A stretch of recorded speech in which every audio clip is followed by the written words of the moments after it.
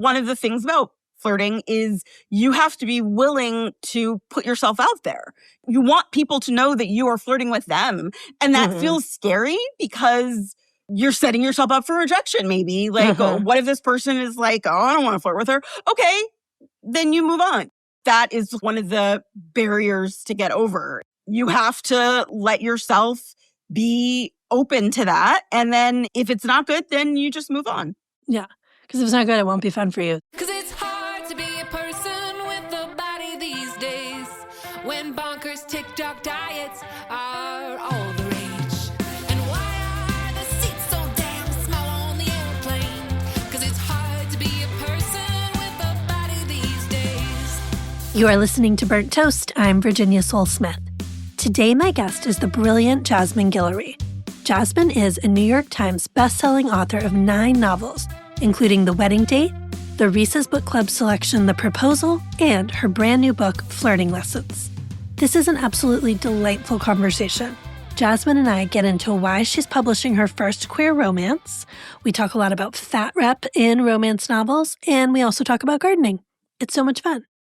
Before we jump in, I want to remind you that you can get Flirting Lessons and any of Jasmine's other books and any book we've mentioned on the Burnt Toast podcast at the Burnt Toast Bookshop. If you don't know about the Burnt Toast Bookshop, it is hosted by my local independent bookstore, Split Rock Books. They made us a special section on their website. You will find that link in your episode description. It has all the books that we've talked about on the Burnt Toast podcast over the years, all linked and organized for you. And if you buy my book, Fat Talk, or you have bought Fat Talk from Split Rock, then you can take 10% off your purchase of anything on the Burnt Toast list. Now here's Jasmine. Hi, Jasmine. Thank you for being here. Hello. Thank you so much for having me. Oh my gosh. It is a super thrill. I get excited for all our guests, but you're the guest that I'm like texting my friends a few days before, like, do you know who I'm getting to talk to this week? Do you so know? Nice. And all my friends are like, oh my God. We are here to talk about Flirting Lessons. I completely inhaled it on vacation last month. Yay. It is such a treat. I mean, of course, I love like continuing the world, and I was already a Noble Vineyards fan, so getting to follow those characters was really fun. But this is exciting because this is your first queer romance. It is. I'm very excited about it. I hope people like it. Tell us how this came to be. I have been wanting to write a queer romance for a while. Partly like my publishing schedule was kind of set, and then I had like other books planned, so I didn't quite get to this one as soon as I would wanted to. But Sure. Avery and Taylor were both characters in, as you referenced, my last book, Drunk on Love. And as soon as I wrote them, I was like, oh yeah, these two. So it was really fun to get to write their book. And I also had like a little break in between books, partly because I was just like very burnt out. During the pandemic, I wrote 3 books back to back to back, and then had the idea for this book and tried to start writing it and was like, oh no, I can't. I have no ideas. I am empty. Yeah. Once I got excited about writing again, it was really fun to come back to Avery and Taylor, who I was really excited about them, and to get to write just like a fun, happy story that of them like out in the world exploring each other and themselves and learning new things. And so I had a lot of fun with it. You have definitely a job that I think most people would be like, that sounds like the most fun job in the world. But as a fellow writer, although I don't get to write romance, writing burnout is real. Yeah. And I'm glad you were able to take time and take care of that, because it becomes real not fun real fast when that's going on. It was really helpful that I have like a very supportive publishing team. Many years ago, actually, I was talking to my editor, asked her a question about one of her other writers and when her next book was coming out, and she was like, oh, it's not coming for a while. She needs to take a break. She was really burnt out. And then she said to me, like, if this ever happens to you, don't worry. Just let me know. You take your break whenever you need to. And she told me this like 5 or 6 years before it happened to me. But it was so nice that I didn't have to really worry about like, oh, will my editor be mad at me? I'm blowing my deadlines, whatever. It was funny because right before I like realized I needed a break, I had a conversation with my agent, and I don't even remember what I said exactly. And I said something about publishing or, you know, trying to write. And she was like, okay, that's it.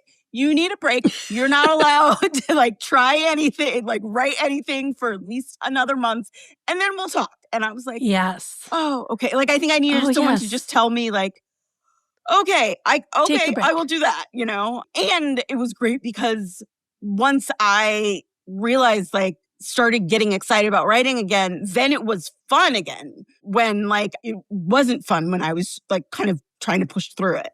Oh, I love that. I'm so glad you have people you're working with who see that and get that. Yeah. We need more of that. So it sounds like you'd been thinking about this book for a while and it was kind of part of the conversation. Was there any pushback or questions or anything from your team when you were like, it's going to be Taylor and Avery, we're doing a queer romance this time? No, not at all. They were really excited and they were like, okay, great. What's their story? What are we going to do? So that was really good because, I mean, it helped, I think, that I had like a number of the people on my publishing team that have been the same people for a long time. So I wasn't really worried about that, but it was nice that like nobody blinked. I think it speaks to how romance in general has just, and you've been, you know, a huge part of this. Like as a genre, it's exploded in so many wonderful, inclusive directions in the last decade. I mean, there was always an audience for queer romance, but now the industry knows there's an audience for queer romance. Exactly, right. With so many of the other like kinds of diversity that have gotten good sales over the past 10 years, there was always an audience for those things. But it took publishers a while to figure that out. Yeah, they had to keep saying the math. Yes, totally. Yeah, totally. But that's super exciting. It's awesome. Of course, I want to talk about Taylor Cameron. She stood out to me in Drunk on Love, like such a fantastic character. And I just love how you write her, that she is introduced to us as this like insanely hot person. She's an incredible flirt. Everybody in Napa Valley wants to sleep with her. And she's fat. And you kind of casually work that in. There's a moment where they're at a spa and she's like, oh yeah, I can't ever wear the women's robes. I got to go walk around naked till they realize they need to get me a better robe. And it's unapologetic. It's just part of who she is. It's not a plot point. It's not something it needs defending. I'd just love to hear you talk about how you think about that as you're thinking of characters. I think there were a few things. I mean, first of all, I love in reading books where there are fat women who don't care about being fat, right? Too often it's like, oh, I have to worry about this, or like, I'm trying to lose weight about this, or whatever. And that's not everybody. That's not who I see out in the world. Like, I see so many unapologetic fat women who like have great relationships and everybody likes and everybody cares about. And I like to represent people like that in fiction. And I think Taylor very much knows herself, knows her body, knows how she's attractive to other people. And I also think that the queer community tends to be, well, women in general tend to be much, I don't want to say better, but that's part of it, about like accepting other kinds of body sizes and shapes and finding them exciting and attractive. So that was another fun thing to explore. I think that's so needed. There's a lot of examples, as you said, of the kind of apologetic fat character, often written by straight-sized folks who just haven't lived this experience, like can't imagine it not being something that people would feel the need to like define themselves by or apologize for and all of that. And it's just always a delight to get a book and be like, okay, it's going to be a different version of that here. You know, it's a safer reading experience, I think, for a lot of folks.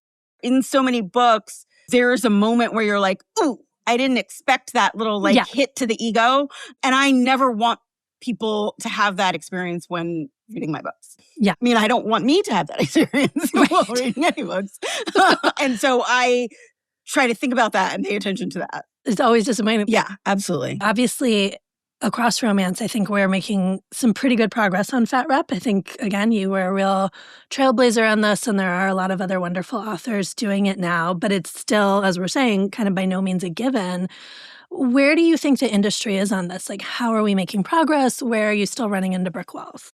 You know, I think some of the brick walls just come from, at least for me, not my editor, my publisher, like my agent, they're all great. Sometimes it's in retailers, right? If there's a book with a fat woman on the cover, will they want to put it front and center? Or will they want to stock it at all? You know? And sometimes it's in like, cover design. Sometimes retailers will come back when there's a cover and be like, well, we don't love it. And if it's a big enough retailer, you have to fix the cover or change the cover. And so sometimes it's that, like, they don't want a woman who looks like that on the cover, or they don't want someone with like too dark of a skin on the cover, or like anything like that. And then some of it is in readers. Sometimes, it's retailers thinking that readers will think this, and sometimes it's readers actually thinking this. You'll see it in like reviews, which I try to avoid reading, but like sometimes they get slapped in your face. Like, well, would someone with a body like that really think about that, though? Like, I don't know if someone would really find her attractive. That happens all the time. That's some of the pushback that you get. Yeah, the reader response is really interesting. I had Nisha Sharma on the podcast last year. Oh, she's awesome. I know, she's so great. And she was talking about how sometimes at book events, readers will say, like, I didn't think this book was for me, either because they're thin or because they're white. And she's like, well, you read books about serial killers, but you're not a serial killer. Right. Yeah. Like, what? Like you read books about like dukes in 19th century England, but you're not a duke. Right. Like you managed to make those leaps. Yeah. Like, why is this so hard? It's fascinating that comes up. And I mean, I think it's fascinating, but also so anti my experience, because I grew up reading all sorts of books that had nothing to do with me. I don't think about having to relate to the main character. Yeah, you're not looking for a mirror when you read a book. I guess if you grow up reading books where the characters look like you and have specific experiences that you do, you think about books in that way, which has never been anything that I have ever thought of. Yeah, and it's limiting. I mean, it just is. Of course, it's powerful to see ourselves reflected in books. That's why representation matters. But it shouldn't be just this one default experience all the time. Yeah, some people have like very strong preferences for point of view in books, which I just don't care about at all.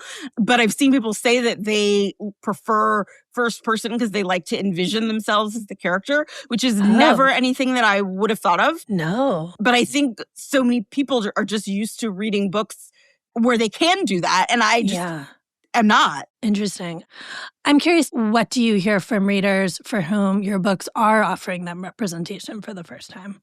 Yeah, I mean, that has been one of the most rewarding things. I'm going on book tour next month, and in many cases, book tours are like exhausting because it's like so much travel and like, going from place to place and airplanes and events and stuff.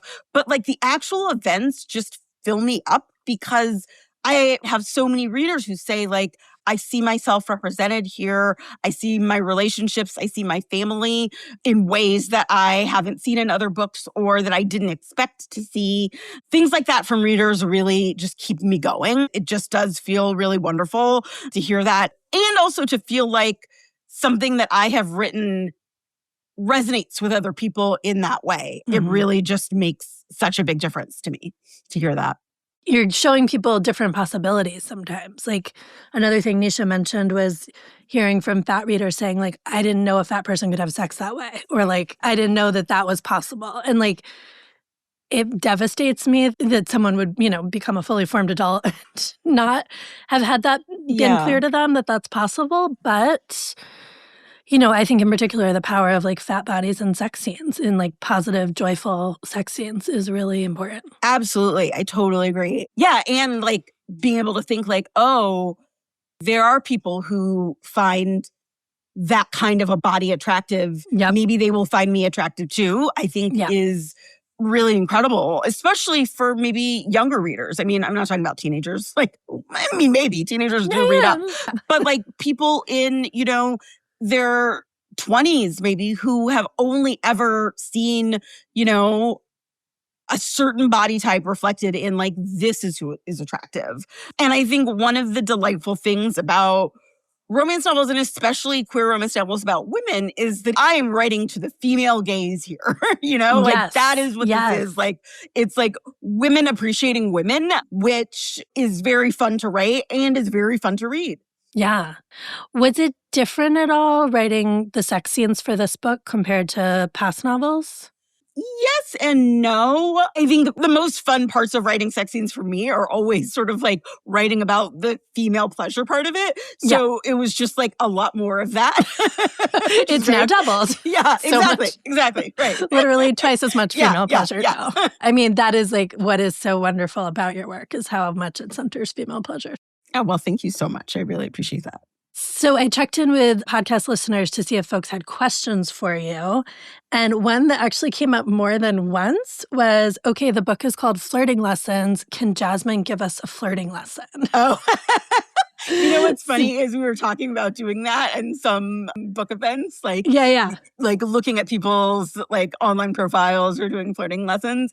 I think, there's a few things that Taylor tells Avery early on, but I think one of the things that I like kind of had her keep emphasizing is you want this to be fun for you too.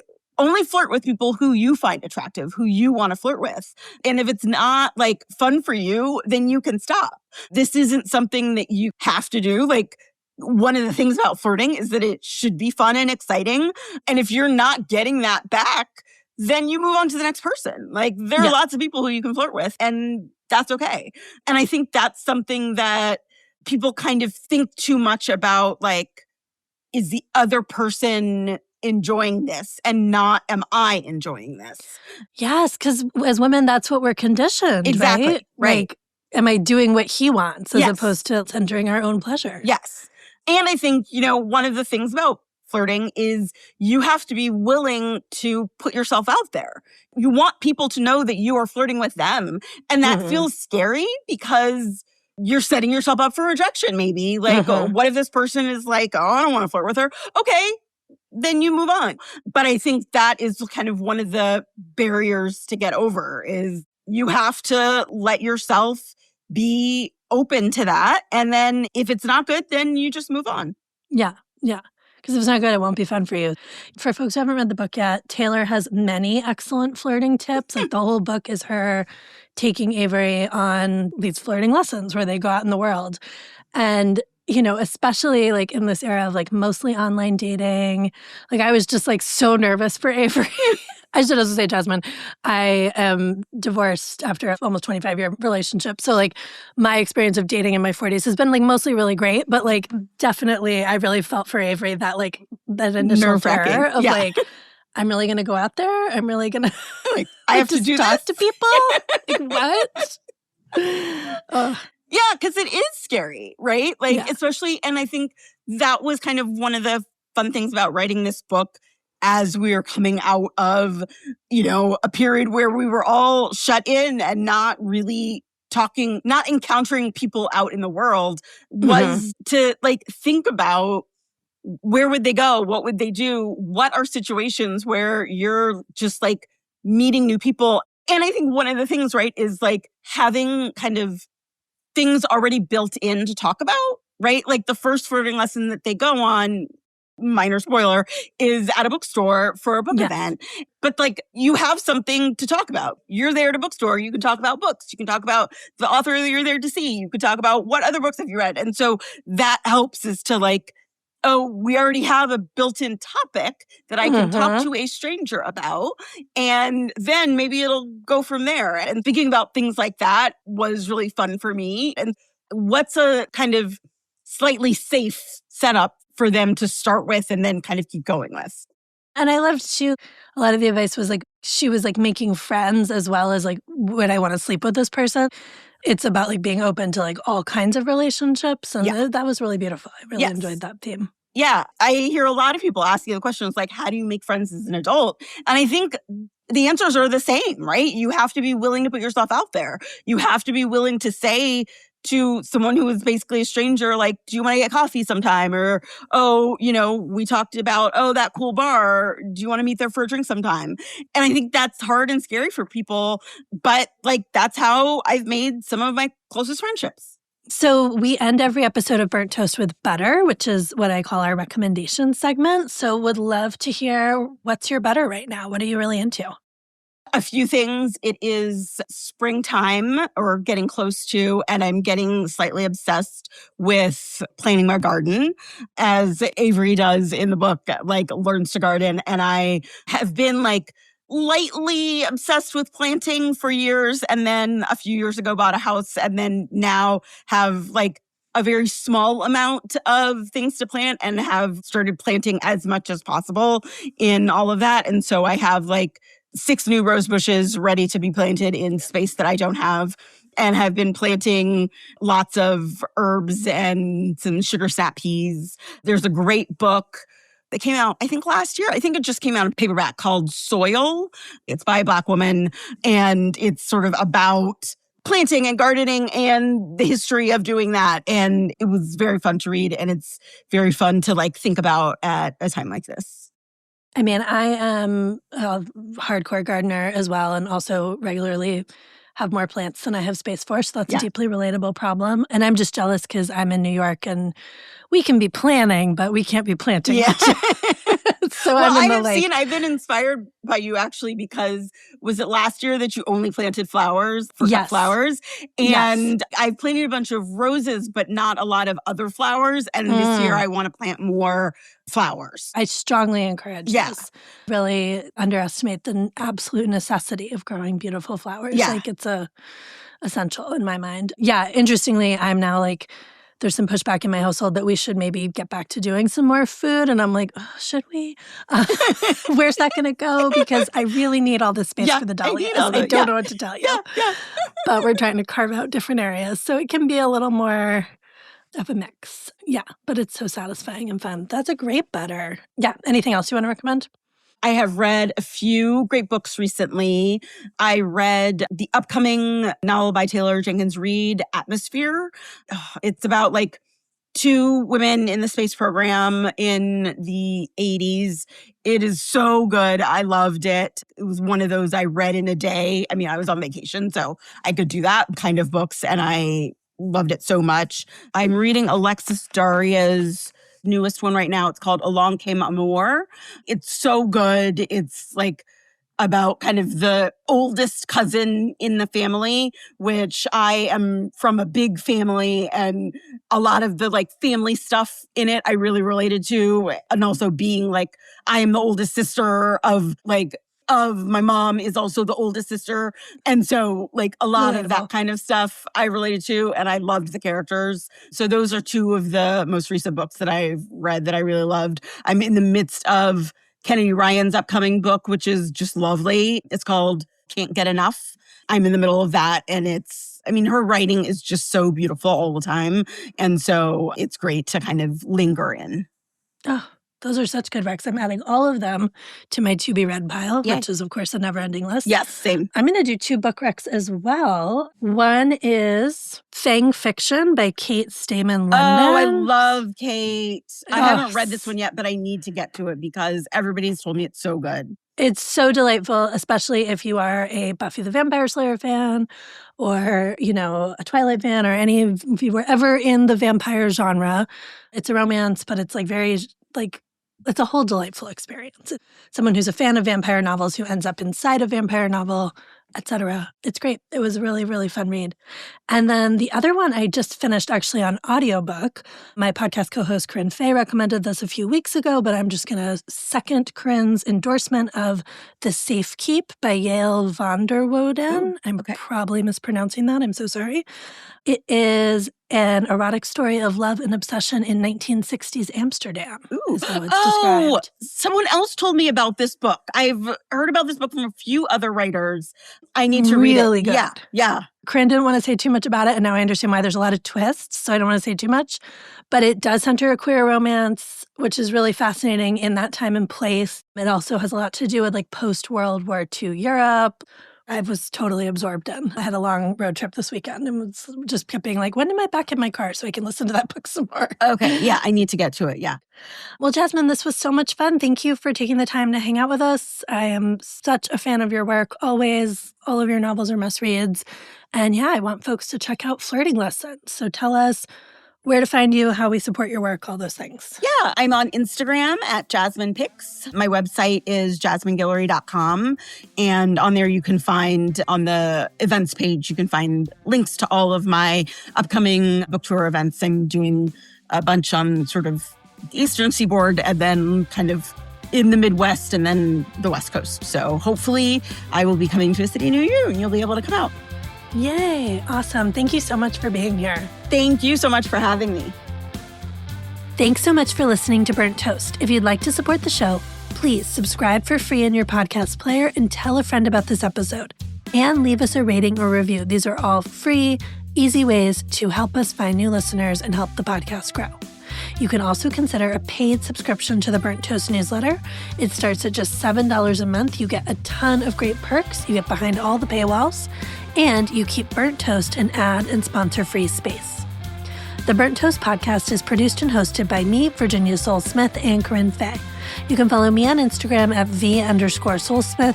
You can follow Corinne at SellTrade Plus, an Instagram account where you can buy and sell plus-size clothing, and subscribe to Big Undies at bigundies.substack.com. The Burnt Toast logo is by Deanna Lowe. Our theme song is by Faraday, and Tommy Heron is our audio engineer. Thanks for listening and supporting anti-diet, body liberation journalism.